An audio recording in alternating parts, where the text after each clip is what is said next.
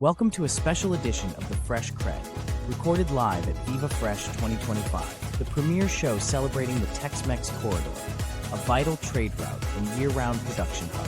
These episodes are made possible thanks to our amazing sponsors: Sunfed, Ifco, Monterey Mushrooms, EXP Group, Anavale, Arctic's Produce, Agrogonzamek, Agribot, Athos, and the Texas International Produce Association. Enjoy the episode. We've been joined by two gentlemen here off to my left. Yes. A Mr. Jesse Jones, professor and advisor at UTRGV, and Sabastian Melendez, graduate student at UTRGV as well, correct? Indeed. All right. Awesome. Thank you for being with us. As part of the EDGE program with TIPA, which some of you, our loyal listeners, have heard about, they are here attending the show and being exposed to the industry, people in the industry, the programs that TIPA has to offer. Actually, we have students from Texas State University, the University of Texas Rio Grande Valley, and Texas A&M University, correct? That's correct. What does EDGE mean? And why EDGE? What's that name? What's the genesis of the name? Encouraging discovery and growth in education.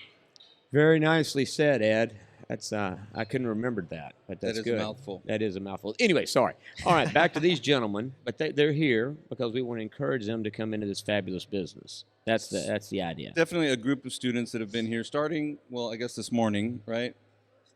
Tabs? Starting this morning, we had a group of students at a breakfast that are here for the trade show and to be exposed to the industry and pursue potentially opportunities in the produce industry. So, as I was going earlier. All right, now go back. Jesse, so far, what do you think of the expo and what you've seen today? I tell you, after this introduction, you have a different opinion, don't you? You're like, oh my gosh. I don't have the adequate words to express the deep joy of why I'm here and what we are doing. But I say that because I want to thank Miss Sabrina Wilson, who made this happen for us, who brought the awareness to me as a professor. This is my first time being here.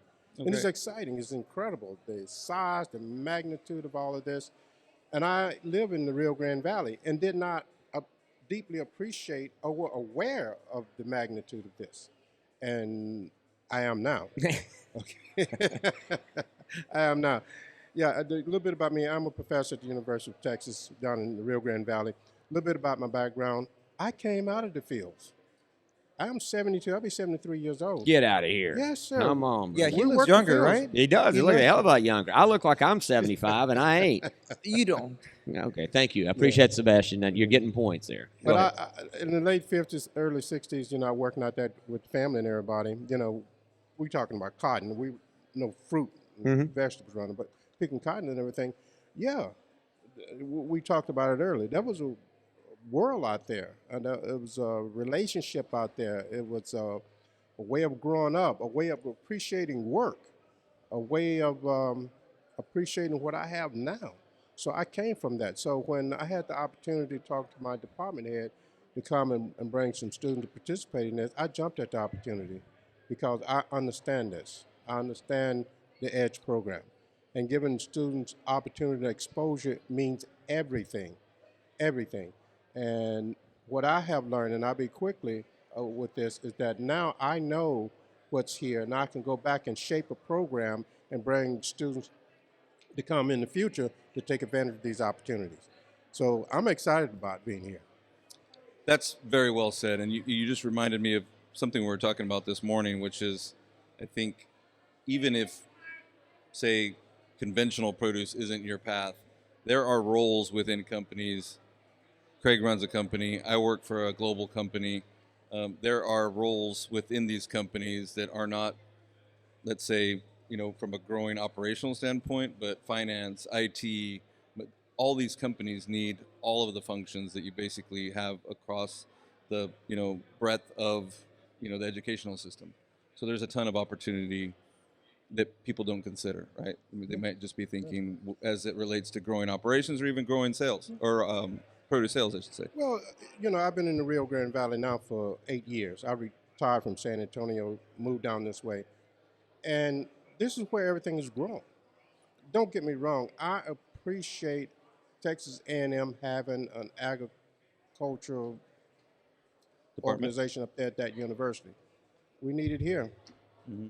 We need it here in a bigger way because we're down here with the growers, right next door to Mexico. We need a program like that. We need to start building a program like that for our students. Okay, I mean, we need to bite off the apple too. Yeah. Sure. No, it's actually a good point because, so much of the ag is down south, and having a program there makes all the sense in the world, getting kids into that. So, for sure. All right, Sebastian, you're here. Is this your first time for the Viva Fresh? It is. All right. So, Not the first time I hear about it, though. okay. So, well, what brought you here? Well, what if you heard about it and you're here? Why are you here? So, number one, I heard about it because I know a couple of the people that assisted this year, and I know they assisted in previous years. That's number one. And what brought me here? Gentleman right here. Yeah. Number one, he literally told me, you want to go to an event where there's going to be a bunch of vendors. It's really involved with students. You're going to get to experience the industry really well. I said, of course I will. And just like he said, I'm honored to be here for the reason that my generation is so involved with technology and probably the nature of the industry as a young adult or maybe a 20-year-old, 18-year-old, 25-year-old, you don't feel like you belong to this industry probably. We are born or raised with technology and so many things that you even forget this core industries that build our nation, right? And it's impressive because I'm walking around and I see how It seems simple, right? Like it's simple and so simple, but that does not lower the quality of it. well said. So in a way, it's awakening for me, to be honest. As my first time here, that was the question. Yeah. Right? As my first time here, it was awakening to see the different companies that are here and how they contribute. Just speaking with one person, he told me of how they impact different products, different segments, even animals. Yeah. So it's very impressive. It's awakening to me. So, what's your degree in? International business. International business. Well, we Yes. definitely are international. Yeah, and there's business. Now, I'm going to say Well, this. yeah, we fit both of those categories. Indeed. I was not so involved in export-import when I actually completed my degree. I just graduated in December. Congratulations. Thank you so much. I was more into marketing. That's why I actually came here to ask all the vendors, how do you promote your product? How do you grow it to the company that you have nowadays? And they were sharing who their customers are, a little bit of that, right? They're not going to tell me the secret recipe, Secret sauce. the secret sauce, but they told me how they started it, who their segments are, how they promote it, what they're missing, and hopefully my generation can fill in those gaps. And I actually got to see a couple things that could be improved. Some of them I shared, some of them I didn't, right? Some people are more open to feedback. But indeed, I do agree that my generation or my group can definitely make a positive impact in this industry. That's very well said. Good feedback. And this industry, you mentioned a couple of things. And one, youth, we need it. There's a lot more of me's out there than there are yous. It is getting 40-year-olds? Yeah, thank you very much, Sebastian. But yeah, we need the young because, you mentioned technology. Yes. It's an industry that is not ever been very technologically advanced. I mean, Yet. Yeah, that's what I'm saying. We need young minds, people with that technology base. We need that to come in because it's getting harder and harder to do what we do because of lack of water, lack of labor, Land. land, everything. It's getting more and more challenging. So we're going to have to continue to be able to feed the world and do what we do. We've got to increase our efficiencies. We've got to take out some of the friction. I want to say something here. My degree in business, right? And I started a company not too long ago, and I was part of many competitions. And some of them give you a problem that you got to solve. And some of them are actually health diseases or could be like developing this new product. And I told Mr. Jones and all the other students that came with us, I'm not sure why in these competitions, nobody has said, let's put together a group of engineers, computer science majors, business students, I don't know what other majors, and let's tell them this is the issue. How would you solve it? Why nobody has done that, at least in the Valley, Yeah. yet, right? With the influence that has in our region. Yeah, it's a good question. Sounds like an opportunity. Yeah, it definitely sounds like an opportunity. Maybe you take that charge on. So yeah, so as like I say, more importantly, right? From an industry standpoint, have you decided what your career move is going to be? Have you picked out where you're going to go directionally? You got any vision? Did it change today? Maybe.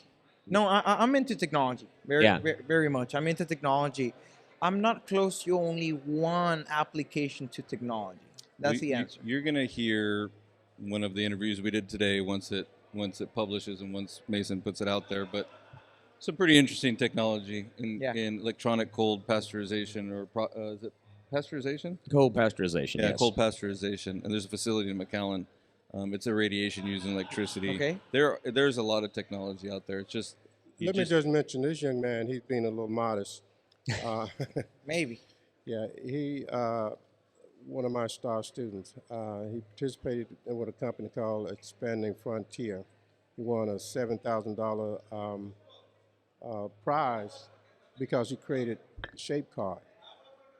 He also participated. I had a. I'm sorry, he created what? Shape card. A digital business card Okay. into tech. Okay. This young man also, I was invited to go up to New York to participate in an international sales competition with over nearly 30 universities around the country, powerhouse universities, including Ivy League schools. China. 2 school university. We went up expecting, well, a lot of people expected just we were going to present because we were just glad to be there. We came in top 10. And because of that, another student received congressional letters of appreciation from U.S. Congressman Vicente Gonzalez as well as Montes de la Cruz. I also won a special citation for being their instructor. What I'm saying is he's a very talented young man. He is. The question I ask, and I always ask them to ask this question, that's what we will be doing when we go back and when I try to put a program together. What is it that we can bring to the table from the university? What is your greatest challenge? What is it that we can do to alter the future in terms of what you're saying? Right now, your greatest challenge, you're talking about water, supply, and Sebastian was responding to that. Those are the kind of things that we have to really look at. I started, when I got out of the service, I'm a Vietnam air vet, in 1978. My degree was in special education, working with special need kids. I ended up 38 years working for Bristol Myers Squibb, selling pharmaceuticals to doctors. You don't know which way your direction going to go. Yeah, 100%. You don't. Yeah. You just don't. You just take advantage of the opportunities when you present. What I'm saying is that's what I have to take back to the university, and that's what's been so valuable to me. What did I see up here that I can take back there so when we come back, we can say, I understand what your challenges are. This is what we can do to solve those challenges. Yeah. Connecting the business to some of the resources that the university has. I want to say something. I'm going to respond back to your question. Yes. At Viva Fresh, you actually put a seat here, right? And you're making me consider how I can actually be part of the industry. I was never close to it. But now, after experiencing this, I see myself even more being part of it. Probably not my main career, but like you mentioned, like the technology that it's out there. Probably I don't produce it. Probably we finance it. Probably we develop the business model behind it. But definitely, yes. The answer is yes. So, I mean, so that is ultimately the EDGE program, right? So you ask the problem, right? Yeah. It's like what we want to do is expose young people to this business. Yeah.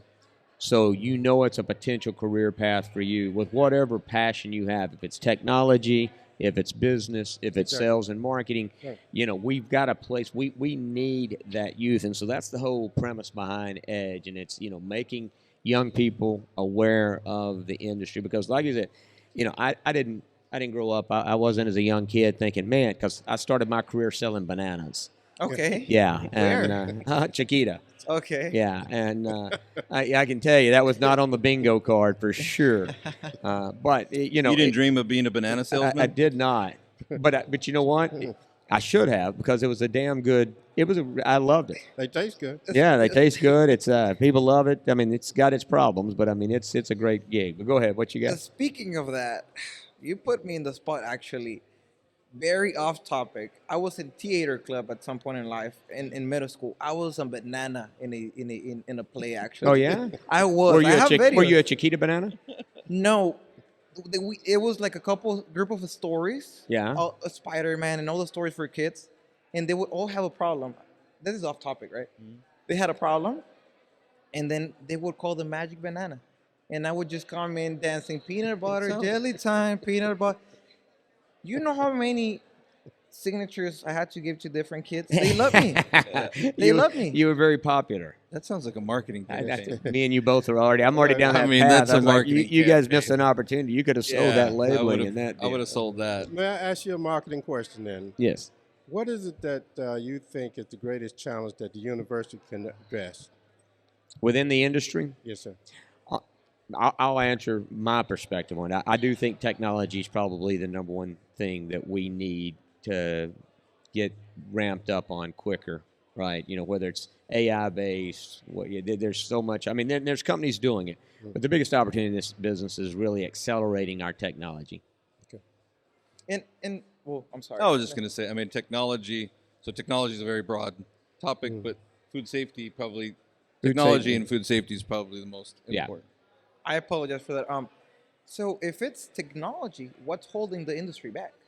From your perspective, Cost. expert. Cost. I mean, everything comes down to It's cost. cost, and then there's a lot. The industry is it's difficult to change, right? So our business happens very much in the moment, right? We're completely different. You got everything that when we cut the product off, we're now racing against the clock because it's dying. We've got a dying. Our product is dying. Indeed. And we've got a limited amount of time to get it on somebody's plate. And there comes a point in time, and it loses value every second. Every second that product is not in somebody's, it's not on their plate. It's losing value. Shelf life extension Yeah. technology and shelf life extension is another problem to But- solve. but But the people are working on it. Obviously, it's not completely solved. But the industry, because of how for years and things, we've been able to make things work because we have to operate in such a short window. We don't store up. We don't have time. So the industry is very difficult, and it's very reluctant to change. Right? We get systems. We get a supply chain this is the true just-in-time supply chain. And because of that, we don't have the bandwidth. We don't have the opportunity to really spend the time trying to figure out and take all the things that come along with technology. So that to me is the biggest problem. It's an industry that's not very adept to change. It's a very old industry. I mean, we still talk. It's very fragmented too. I mean, from a supplier-based standpoint, there's a fragmented. I mean, you're not talking 2 or 3 suppliers. I mean, just on that wall, you can see 30. Yeah, 30 Right? So I mean, it's extremely fragmented supply chain. Yeah, I mean, we sell in boxes. So we sell 4/7, 1/9 bushel boxes. Okay. Right? That sizing that we use is based on how they sold produce in the 1950s in bushel baskets. So it has. So we're now in cardboard boxes. We went from bushel baskets to cardboard boxes, and we did get rid of wood. We used to have wood crates at one time. So, but the point being is we still sell a 1 1/9. We still sell a 4/7, and all that.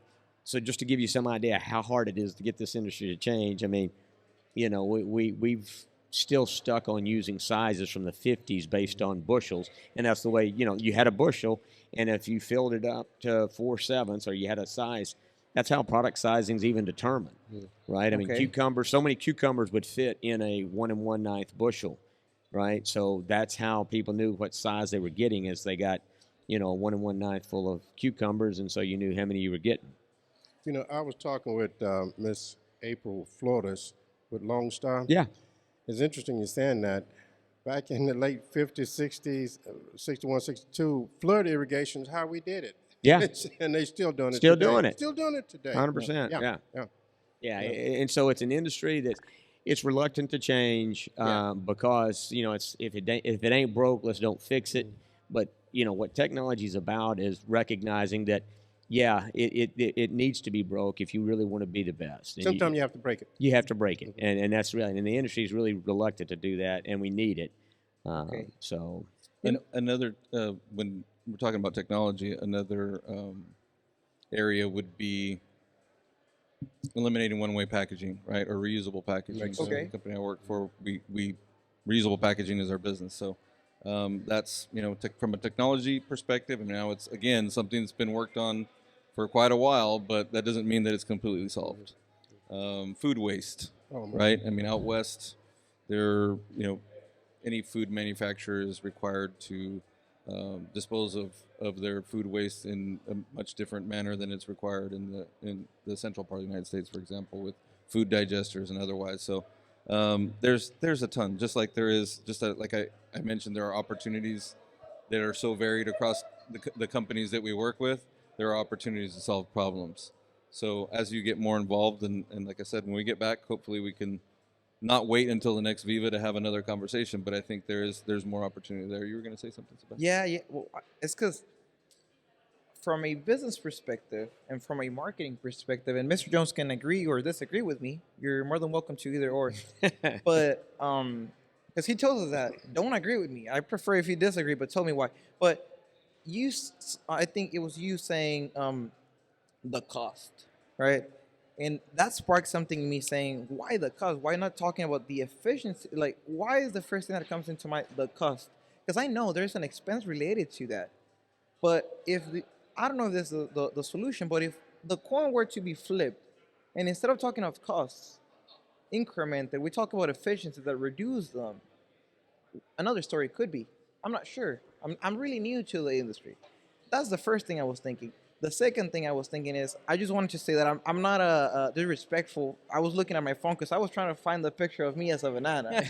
So it's actually so you were we're making gonna that post story that. up, huh? yeah, like I was not making any That's story. you. That's literally me when I was around 13, 14. I was gonna say Marketing you look campaign. like you're. I mean, you look young now, but look like you were even younger then. So for sure. I think so. You I still think so. got that picture. Yeah, he still got. So That's so awesome. I've got to. So I'm gonna flip the question back to you guys, right? So I kind of gave you a sense of what our problem is and what we're looking for in the industry. So the question is going to come back. How do we reach more of your students? So that's the question for you, Jesse. And then Sebastian, as we reach out, things that you saw here, how can we better connect with the students? So Jesse, you first. How do we reach more of your students to let them know about this industry and at least let them be aware of it? How can we make them aware of this Yeah, industry? and me and Sabrina Wilson, we was talking about that earlier today, and that's one of the things we're going to do is partnership when we get back. And some of the basic marketing is just we have to go shoe level, go out to the classes, go and promote, put it on the billboard, social media, and let students be aware that this is an opportunity. I could be wrong, but I just don't think the general public really realize when a lettuce is picked and put on the plate on between two buns, what happened in between. That you're not wrong. Nobody Okay. they don't understand. Okay. That's what we have to do and show some excitement that there's a career out here, there's a world out here. Let me just mention this. In the beautiful Rio Grande Valley where we live, Not the RGB. The beautiful Rio it's Grande beautiful. Valley. It's beautiful. Because It's beautiful down he there. told us that in class. It's beautiful. Is that one of the things that as parents, we hate seeing our children leave the valley. We want to keep them there. Many times the opportunities and different things are not there. What I'm saying is those are things that we have to look at.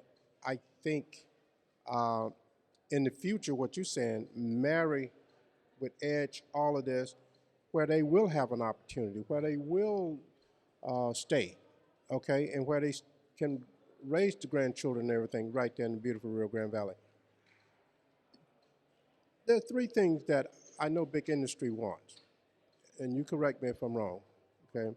Number one, they want land. They want plenty of it, okay? And we do have quite a bit of land compared to some of the other areas. Water supplies begin to be a problem, but we do have quite a bit of recyclers and, lakes and some things, but I know we've been going through a drought. The other is cheap labor, and we got a lot of that. Okay, so if you have those three things, you have the workings of bringing more industry in the area. Yeah. The thing that we have, to answer your question directly, it's incumbent upon us to promote it. It's incumbent upon us to wave our hand and say, come on down to the beautiful Rio Grande Valley with your business opportunity. We have those things for you. So I lived in San Antonio for 43 years. The labor market not quite like that there. We don't have the water supply because we only had like 2 lakes. Okay, and that was limited in terms of what you could sample out of because it was aquifer limited. Yeah, in San Antonio, it's a big aquifer. Yeah. Okay, and so what I'm saying here in the Rio Grande Valley, we have those 3 things,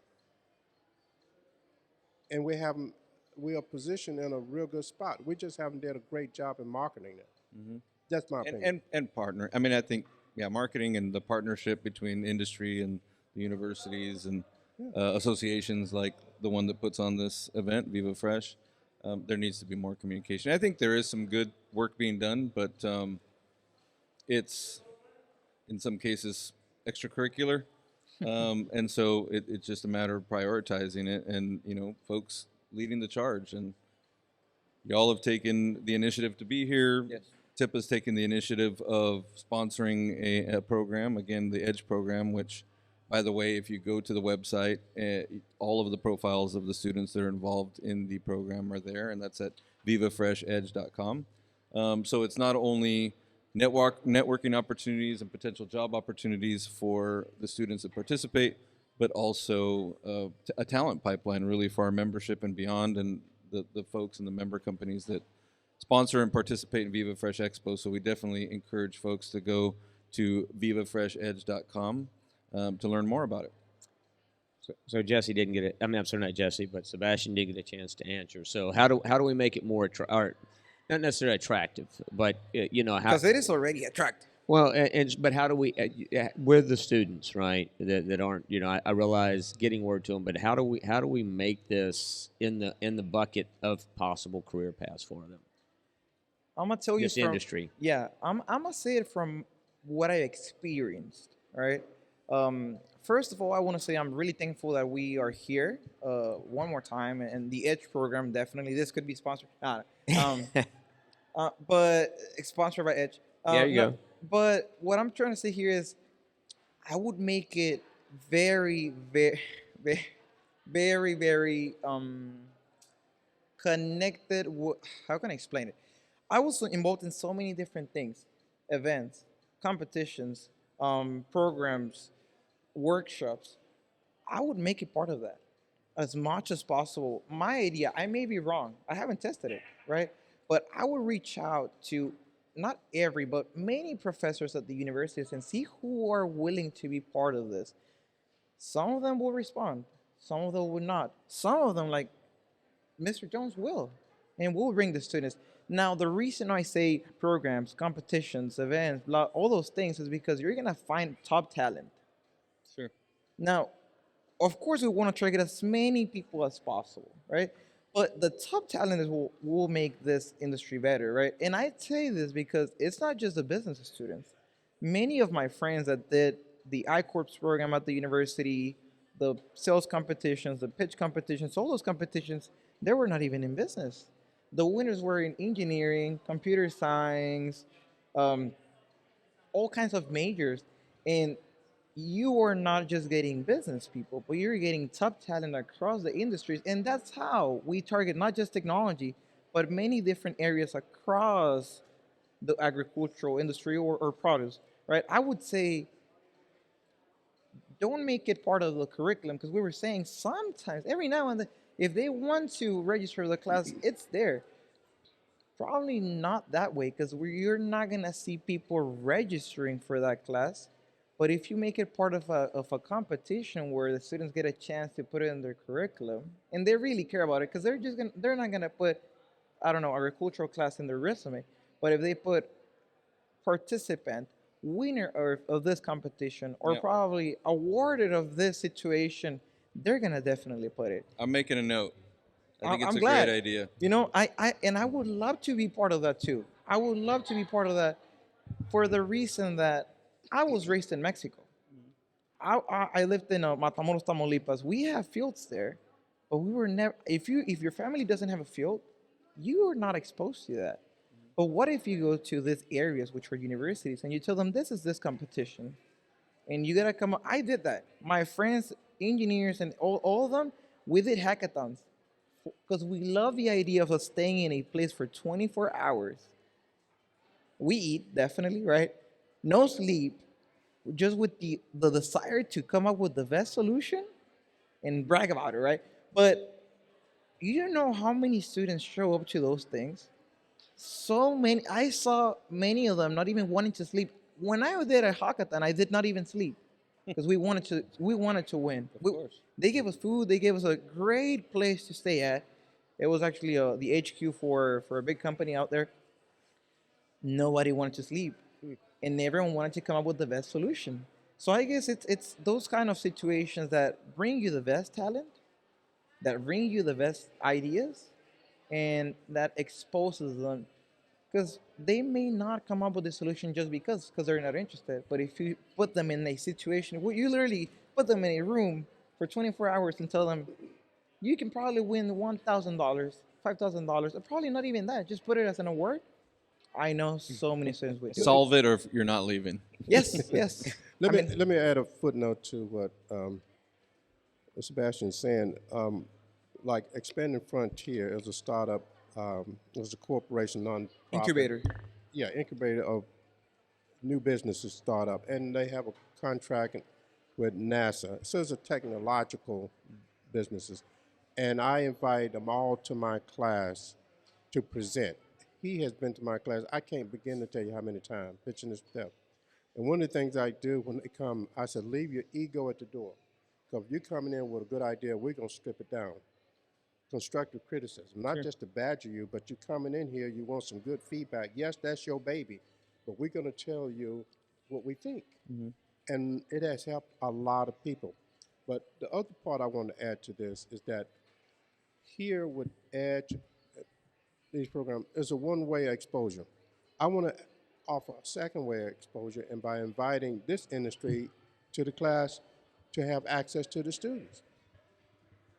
I mean, the students up here having access to them. Right. I would love to have them come down and have access to the students. I think we I think can. we got an invitation. I was going to say we can certainly get that arranged, and More for than sure, welcome. yeah. I mean, we'd, I know for me, like I say, for the industry, I'd be open to doing that, and I know there's plenty of people in the valley that would be open to, that kind of thing. What I'm saying, my classes are open to you. Okay. My marketing class, business ethics, also Sales. my sales class. They're open to you anytime you want to come down. Okay. Well, we'll figure something out on gonna that. do it. And we have the resources. The university has places where literally we've done hackathons. They stay in the university. We have everything.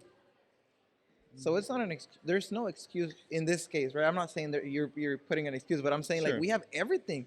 Yeah. There's not really a door. It's Just a connecting room. the dots. It's just a lack of. And we're connecting doing the it dots. right now. Yeah. Thank you guys very Thank much you. for sure, and we'll come down to the valley and do this again. Please. Please. You've got the wheels going. We just need some time to Put it together. Yep. decompress and process. Everything worthwhile takes time. Yep, exactly. Well, I want to thank the guys, Ed and Craig, for having Edge and for having Jesse Jones and Sebastian Melendez from GV as on this podcast. As you all know, and I know they relayed this, Texas State, Texas A&M, and UTRGV were all part of our program this year, and we are so elated that they came and they joined us. So just to reiterate a little more, make sure, as Ed said, to go to vivafreshedge.com and make sure to go to the Meet the Student section. There you'll see profiles, which will feature their resumes, their LinkedIn, their email, their skills. At the end of the day, you will know that student from back to front. So it's important that you go check them out and make sure to feel free to reach out. They ultimately want to land a job, land an internship, and how that starts is either with them and in this case with you.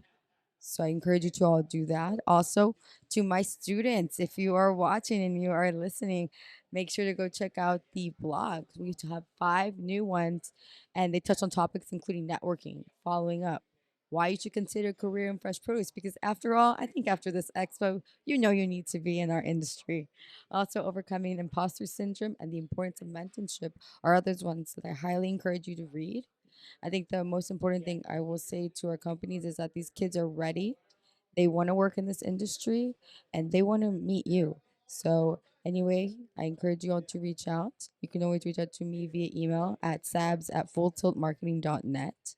And we're always open to ideas. I want to thank the guys for having us. Thank all our sponsors for Edge. And thank Viva Fresh for bringing this to life. Thank you.